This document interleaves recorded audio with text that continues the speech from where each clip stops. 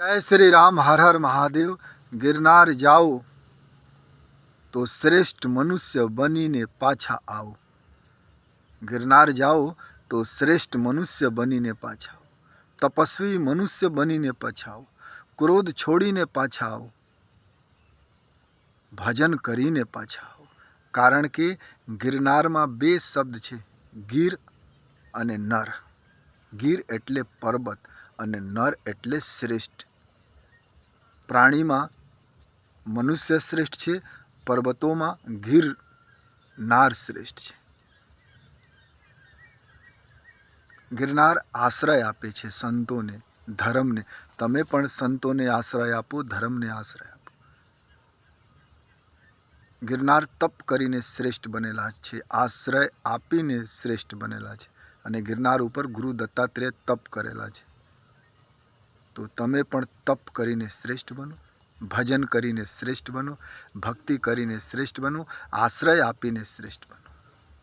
અને વ્યસન છોડીને આવો.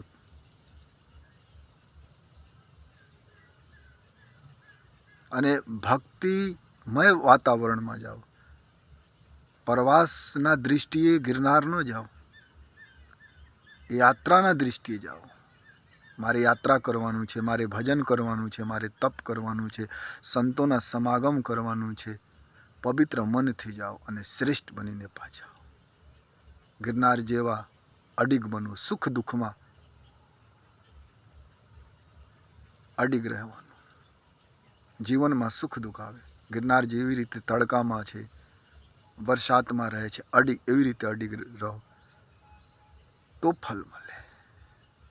આશ્રય આપો ધર્મને, સંતને, તો ફલ મળે. જીવનમાં સુખ દુઃખ આવે, અટલ રહો તો ફલ મળે. ગિરનાર જાઓ તો શ્રેષ્ઠ બનીને પાછા આવો. આવો તો જીવનમાં પોઝિટિવ એનર્જી આવવા જોઈએ. ભજન, ગિરનાર જાઓ તો આવીને સોચો મારે ભજન કરવું છે, મારે કોઈને આશરા આપવું છે. ગિરનારમાં હજારો લોકો રહે છે, તો મારા ઘરે પણ એક બે આવે, લોકો રહે, આનંદ કરે. રહે એટલે ઘરમાં ન રહે, આવે તો ભલે જ આવે પણ નિરાશ ન જાવે. ગિરનાર જાઓ તો શ્રેષ્ઠ બનીને પાછા આવો. ભજન શીખીને આવો, શાસ્ત્ર શીખીને આવો.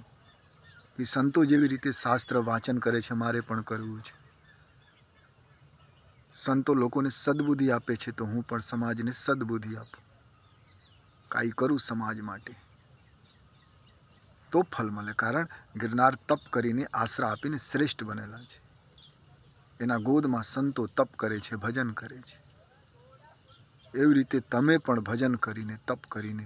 મનુષ્ય શ્રેષ્ઠ કર્મથી બને સાહેબ, સુંદરતાથી નહીં, પાવરથી નહીં, સત્તાથી નહીં, રૂપથી નહીં, કર્મથી. તો ગિરનાર જાઓ તો જેવી રીતે ગિરનાર શ્રેષ્ઠ બનેલા છે, તમે પણ પ્રયત્ન કરો કે મારે પણ જીવનમાં શ્રેષ્ઠ બનવું છે.